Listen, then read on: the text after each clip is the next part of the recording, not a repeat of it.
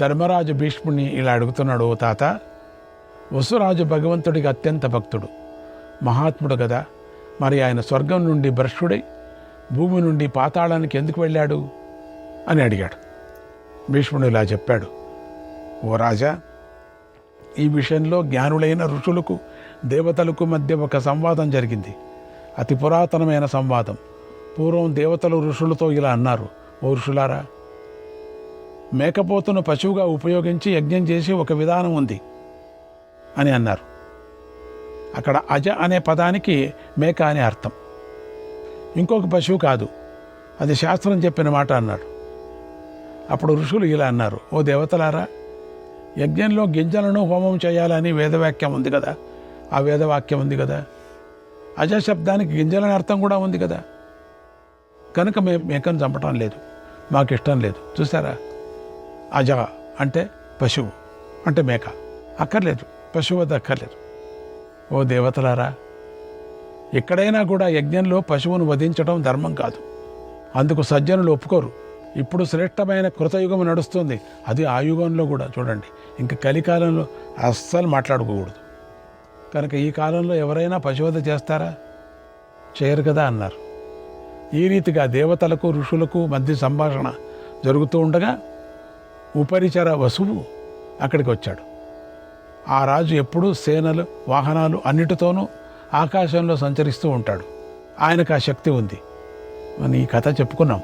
మహర్షులు ఆయన్ను చూసి దేవతలతో ఇలా అన్నారు, ఓ రాజా, ఈ రాజు ఎన్ని యజ్ఞాలు చేశాడు. దానపతి, శ్రేష్ఠుడు, సర్వప్రాణుల మేలు కోరుకుంటూ ఉంటాడు.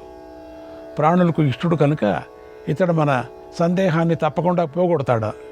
ఇతడు మహాపురుషుడు కనుక శాస్త్ర విరుద్ధమైన మాటను చెప్పడని నిశ్చయించుకున్నారు. దేవతలు ఋషులు కలిసి వసురాజు వద్దకు వెళ్ళి ఇలా అడిగారు, రాజా, యజ్ఞాన్ని మేకపోతుతో చేయాలా లేక అన్నంతో చేయాలా? ఈ మా సందేహాన్ని తీర్చు, నువ్వే మాకు ఈ విషయంలో ప్రమాణం అని అడిగారు. వసురాజు వారికి నమస్కారం చేసి, ఒప్పిరులారా, మీలో ఎవరికి ఏ అభిప్రాయం ఇష్టంగా ఉందో చెప్పండి.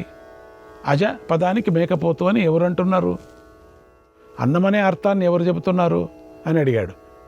అప్పుడు ఋషులు ఇలా చెప్పారు, ఓ రాజా, ధాన్యంతో హోమం చేయాలని మేమంటున్నాం, పశువును హోమంలో చేయాలని దేవతలు అంటున్నారు. ఈ విషయంలో ఎవరికి సత్యమో చెప్పండి, ఎవరికి సత్యమో అని అడిగారు. అప్పుడు వసురాజుకు దేవతల మాట బాగుందనిపించింది. వారి పక్షంలోకి చేరి ఇలా అన్నాడు, ఓ ఋషులారా, అజ అనే పదానికి మేకపోతు అని అర్థం కనుక దానితోనే యజ్ఞం చేయాలి అని తన అభిప్రాయాన్ని చెప్పాడు. దానిని విని ఋషులందరూ తీవ్రంగా కోపించారు. విమానంలో ఉండి దేవతల పక్షం వైపు ఉండి నిర్ణయం చేసిన ఆ రాజును కోపంగా చూస్తూ ఇలా అన్నారు, ఓ వసురాజా, అజా పదానికి అర్థం అన్నం అని నీకు తెలుసు కదా, మరెందుకు అలా నిర్ణయం చేశావు? తెలిసి కూడా దేవతల పక్షాన్ని స్వీకరించి వారి మాటే సమర్థించావు. కాబట్టి నువ్వు స్వర్గం నుంచి క్రిందికి పడిపోవుగాక. ఈ రోజు నుంచి ఆకాశంలో తిరిగే నీ శక్తి నశించుగాక. మా శాపం తగిలి నువ్వు భూమిని భేదించుకొని పాతాళంలో పడతావు. నువ్వు చెప్పింది వేదాలకు సూత్రాలకు వ్యతిరేకంగా ఉంటే నువ్వు పతితుడు అవుతావు. అలాగే మేము చెప్పిన మాట విరుద్ధమైతే మేము పతితులం అవుతామన్నారు. వెంటనే అప్పటిదాకా ఆకాశంలో సంచరిస్తున్న వసురాజు ఆ క్షణంలో కిందికి వచ్చి భూమిని తీల్చుకొని పాతాళంలో పడ్డాడు. అంటే తప్పు కదా. అయితే వసురాజు శ్రీమన్నారాయణుడు భక్తుడు కావటం వల్ల, భగవంతుడి ఆజ్ఞ వల్ల వసురాజుకు స్మరణ శక్తి నశించలేదు. అక్కడ కూడా స్మరణ శక్తి ఉంది. తర్వాత దేవతలందరూ ఒక చోటు చేరి రాజును శాప విముక్తుడిని చేయాలని ఆలోచించారు. ఈ వసురాజు మన కారణంగానే శాపం పొందాడు కనుక మనం అందరం కలిసి ఈయనకు మేలు చేయాలని నిశ్చయించుకున్నారు. అందరూ వసురాజు వద్దకు వచ్చి ఇలా అన్నారు, ఓ రాజా, నువ్వు విష్ణు భక్తుడు, ఆయన దేవదానవులందరికీ గురువు, నువ్వంటే ఆయనకెంతో ఇష్టం కనుక ఆయన నీ కోరిక ప్రకారంగా నిన్ను తప్పకుండా శాప విముక్తుడిని చేస్తాడు. నువ్వు మహాత్ములైన విప్రులను గౌరవించాలి. వారి తపస్సు యొక్క మహిమ వల్ల నువ్వు ఆకాశం నుంచి జారి పాతాళంలోకి పడిపోయావు. ఓ పుణ్యమైన చరిత్ర గలవాడా, నిన్ను మేము ఒక విధంగా అనుగ్రహిస్తున్నాం. వారు శపించిన కారణంగా నువ్వు ఈ పాతాళంలో నివసిస్తున్నంతకాలం విప్రులు యజ్ఞాలలో ఇచ్చిన వసుధారాహుతి నీకు లభిస్తుంది. మా అనుగ్రహం వల్ల నీకు ఆ వసుధార లభిస్తుంది. దానివల్ల నీకు ఎలాంటి శ్రమ కలగదు. ఈ పాతాళంలో ఉన్న నీకు ఆకలి దప్పులు ఉండవు. వసుధారాపానం వల్ల నీ తేజస్సు వృద్ధి చెందుతుంది. మా వరం వల్ల భగవంతుడు నిన్ను విప్రలోకానికి తీసుకొని వెళతాడు అని దేవతలు ఇలా వరం ఇచ్చి తమ నివాసాలకు వెళ్ళారు. మహర్షులు కూడా తమ ఆశ్రమాలకు వెళ్ళారు. ఆ తర్వాత ఉపరిచర వసువు విశ్వక్సేన పూజ చేశాడు. శ్రీమన్నారాయణ నోటి నుండి ప్రకటమైన ఓం నమో నారాయణాయ అనే మంత్రాన్ని నిరంతరము జపించాడు. ఓం నమో నారాయణాయ. పాతాళలోకంలో ఉన్నటువంటి వసురాజు శ్రీహరిని పంచకాలాలలో పంచయజ్ఞాలలో ఆరాధించాడు. ఆ వసువు భక్తికి భగవంతుడు సంతోషించాడు. పక్షిరాజు అయినటువంటి గరుత్మంతుడిని చూసి ఇలా చెప్పాడు, ఓ గరుడా, నా ఆజ్ఞానుసారంగా కఠోర వ్రతం చేస్తున్నటువంటి ఆ ధర్మాత్ముడిని పట్టించుకో. విప్రులు కోపించడం వల్ల ఆయన పాతాళానికి వెళ్ళాడు. అయినా ఆయన పూర్వం విప్రులను గౌరవించాడు కనుక ఆయన వద్దకు వెళ్ళు. పాతాళ సంచారి అయిన ఆ రాజును ఆకాశ సంచారిని చెయ్యి అని శ్రీహరి ఆజ్ఞాపించాడు. అప్పుడు గరుత్మంతుడు శ్రీహరి ఆజ్ఞను పాటించాడు. తన రెక్కలు విప్పి ఆకాశంలో ఎగిరాడు. వసురాజు ఉన్న పాతాళ లోకానికి చేరాడు. అమిత వేగంగా రాజును పైకెత్తి ఆకాశంలోకి వెళ్ళి అక్కడ విడిచిపెట్టాడు. ఆ క్షణంలోనే వసురాజు ఉపరిచరుడు అయ్యాడు. సశరీరంగా బ్రహ్మలోకానికి వెళ్ళాడు. ఓ కుంతి నందన, ధర్మరాజా, ఈ విధంగా మహాత్ముడైన వసురాజు కూడా దేవతల ఆజ్ఞ వల్ల అసత్యం మాట్లాడాడు. దాంతో విప్రశాపాన్ని పొంది అధోగతి పాలి. అసత్యమే మాట్లాడాడు, ఎందుకంటే దేవతల మీద ప్రేమతో మాట్లాడాడు. పశువే యజ్ఞం అన్నాడు, అసత్యమది. దాంతో విప్రశాపాన్ని పొంది అధోగతి పాలయ్యాడు. తర్వాత ఆయన కేవలం పరమాత్మ అయిన శ్రీహరిని సేవించి శాపవిముక్తుడై బ్రహ్మలోకం చేరాడు. మంచిదేలే నాయన, ఈ విధంగా నీకు శ్వేతద్వీప నివాసులు ఉన్న విధానమంతా వినిపించాను. ఇప్పుడు దేవర్షి నారదుడు శ్వేతద్వీపానికి వెళ్ళిన వృత్తాంతమంతా చెబుతాను. నిశ్చలమైన మనస్సుతో విను అన్నాడు భీష్మ పితామహుడు. శ్రీకృష్ణాయ పరమాత్మనే నమః. 338వ అధ్యాయం. భీష్ముడు చెబుతున్నాడు, ఓ ధర్మరాజా, పూర్వం ఒకనాడు దేవర్షి నారదుడు శ్వేతద్వీపానికి వెళ్ళాడు. అక్కడ చంద్రుడితో సమానమైన కాంతి గలవారు, తెల్లని రంగు గలవారు ఆయన పురుషులను దర్శించి వారికి నమస్కారం చేశాడు. మనస్సులో వారికి పూజ చేశాడు. వారు కూడా నారద మహర్షిని సత్కరించారు. భగవంతుని దర్శించాలనే కోరికతో నారదుడు కఠోర నియమాలను పాటించాడు. భగవంతుడి నామజపాన్ని చేస్తూ అక్కడున్నాడు. అక్కడ నారదుడు 2 చేతులు పైకెత్తి ఏకాగ్రచిత్తుడై నిర్గుణ సగుణ రూపుడు విశ్వాత్ముడు అయినటువంటి శ్రీహరిని 200 నామాలతో స్తుతించాడు. నేను నీ భక్తుణ్ణి, నిన్ను దర్శించాలని ఇక్కడికి వచ్చాను. ఏకాంతంలో దర్శనాన్ని ఇచ్చే పరమాత్మైన నీకు నమస్కారం అని నారద మహర్షి ప్రార్థించాడు. శ్రీకృష్ణాయ పరమాత్మనే నమః. 339వ అధ్యాయం. 200 నామాలు భీష్ముడు చెప్పాడు. ఓ ధర్మరాజా, రహస్యమైన సత్యమైన నామాలతో నారద మహర్షి ఇలా స్తుతించగా భగవంతుడు ఆయనకు తన దర్శనాన్ని అనుగ్రహించాడు. సనాతుడైన భగవంతుడు తన స్వరూపంతో అనేక విధాలైన రంగులను దర్శించాడు.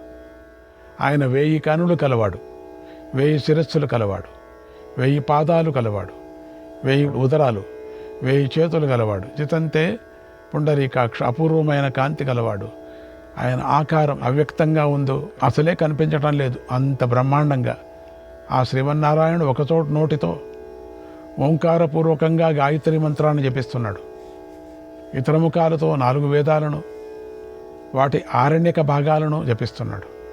యజ్ఞస్వామి అయినటువంటి స్వామి అప్పుడు చేతుల్లో యజ్ఞవేదిని, కమండలాన్ని, శుభ్రమైన మణులను, పాదుకులను, దర్భలను, జింక చర్మం మొదలైన వస్తువులను పట్టుకుని ఉన్నాడు. ఆ ప్రభువును దర్శించడంతోనే నారదుడు ఎంతో సంతోషించాడు. తలవంచి ఆయనకు నమస్కారం చేశాడు. అప్పుడు భగవంతుడు మునితో ఇలా అన్నాడు, ఓ మహర్షి, నన్ను దర్శించాలని ఏకతుడు, ద్వితుడు, త్రితుడు అనే మహర్షులు వచ్చారు. కానీ వారు నన్ను దర్శించలేకపోయారు. వాస్తవానికి నా అనన్య భక్తుడు తప్ప మరొకడు ఎవడూ కూడా నన్ను చూడలేరు. నువ్వు నా అనన్య భక్తుల్లో శ్రేష్ఠుడవు. ధర్ముడి గృహంలో నరనారాయణుడు అనే 4 సోదరులు అవతరించారు. వారు నా స్వరూపాలు. నువ్వు వారిని ఎల్లప్పుడూ సేవించు. వారి వల్ల లభించిన బోధను పాటించు. నేను అవ్యయుడను, విశ్వస్వరూపుడను. నేను ఈ రోజును నీకు ప్రసన్నుడినయ్యాను. నీకు కావలసిన వరం కోరుకున్నాడు. ఆ మాటలు విని నారద మహర్షి ఇలా అన్నాడు, ఓ స్వామి, ఈ రోజున నిన్ను దర్శించటంతో నా తపస్సు నియమాలు ఫలం నాకు లభించింది. సనాతనుడనైన నువ్వు సంపూర్ణమైన ప్రపంచాన్ని సృష్టించావు. నువ్వు సింహంలాగా భయం లేనివాడు, స్వస్వరూపుడు, మహనీయుడు. నీ దర్శనమే నాకు అన్నిటినీ మించిపోయినటువంటి వరం అన్నాడు. ఇలా భగవంతుడు నారద మహర్షికి దర్శనమిచ్చిన తర్వాత మళ్ళీ ఇలా అన్నాడు, ఓ నారద, నువ్వు ఇక్కడి నుంచి వెళ్ళవచ్చు. ఇంద్రియాలు, ఆహారం లేనివారు, చంద్రుడిలాగా తేజోవంతులైన నా భక్తులు ఏకాగ్రచిత్తులై నన్ను ధ్యానిస్తూ ఉంటారు. వీరి ధ్యానానికి విఘ్నం కలగరాదు అన్నాడు. అప్పుడు నారదుడు భగవంతుడితో ఇలా అన్నాడు, ఓ దేవా, నిన్ను ఏ స్వరూపాలతో చూడాలి, స్మరించాలి అని అడిగాడు. భగవంతుడు ఇలా చెప్పాడు, ఓ నారద, నా అవతార నామాలను విను.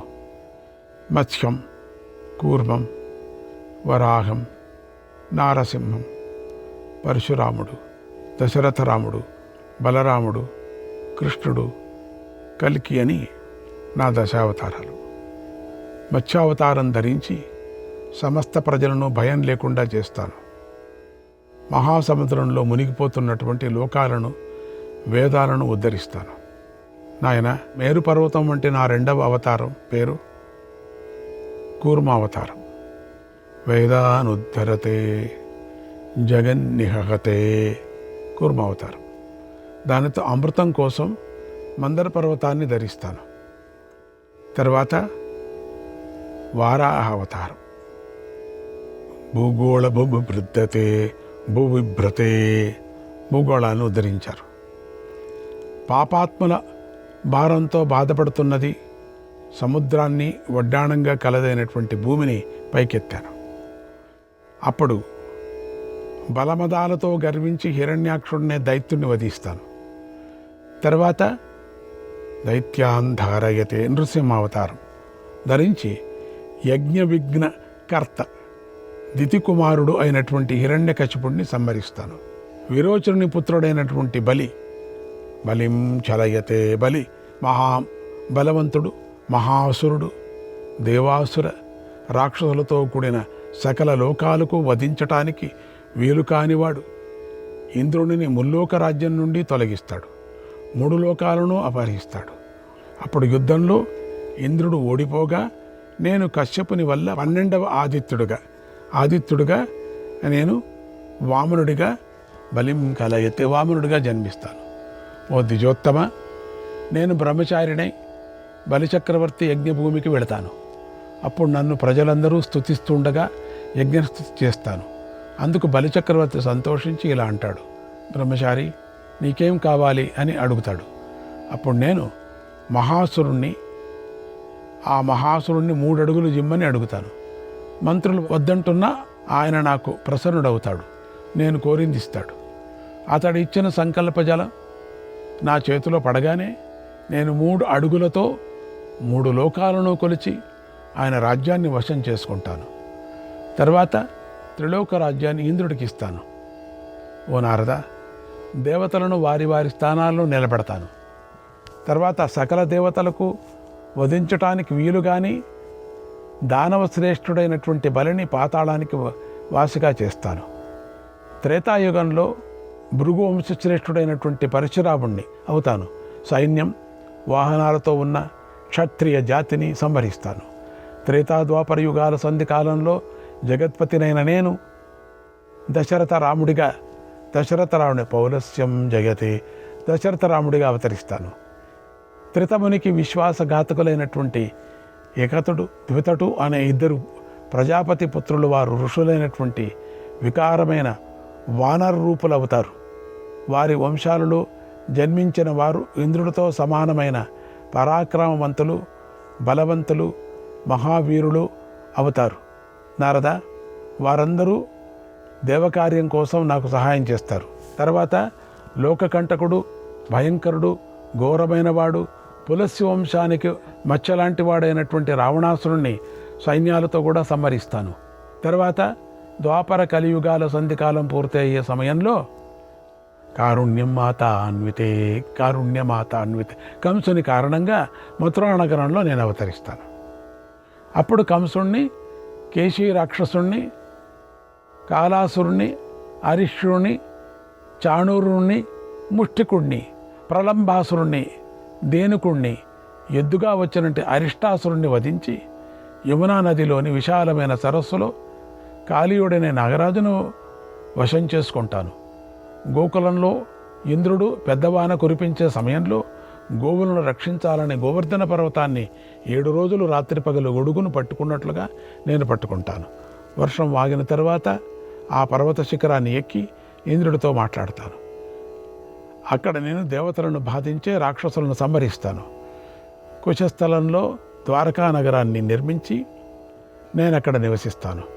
అప్పుడు అదితిదేవికి బాధ కలిగించిన భూమిపుత్రుడైనటువంటి నరకాసురుణ్ణి, ముర పీఠులు అనే సైన్యాధిపతులను కూడా సంహరిస్తాను.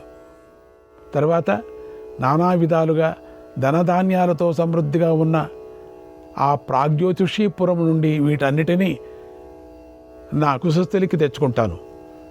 తర్వాత ఉసరవెల్లి అంటే తొండ అయినటువంటి నృగరాజును శాపవిముక్తుడిని చేస్తాను. అనంతరం నా పౌత్రుడైన అనిరుద్ధుణ్ణి కారణంగా బాణుని రాజధాని అయిన శోణితపురానికి వెళతాను. అక్కడ బాణాసురుడితో యుద్ధం చేస్తాను.